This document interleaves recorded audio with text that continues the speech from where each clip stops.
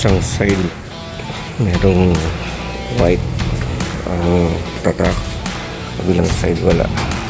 Ang pinakabit natin yung walang white na marking. So yun yung thread pattern nya, hindi ganun ka aggressive. So mas gusto natin yung hindi ganun ka aggressive.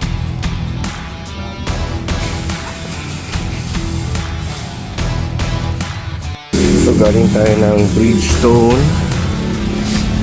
Dweller HT. Kumpara yung thread, yung thread pattern. So mas pino yung sa highway terrain. Ito kasi all terrain. Ayan, difference ng all terrain versus dun sa stock nya na highway terrain na Bridgestone.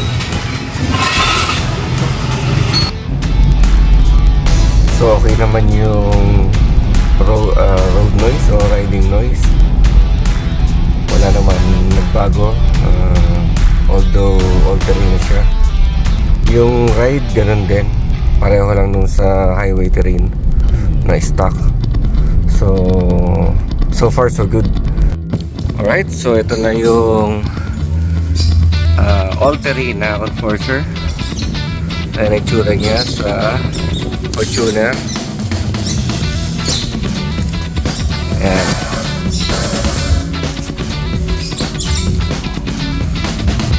So okay naman ang dating, medyo naging rugged ng konti.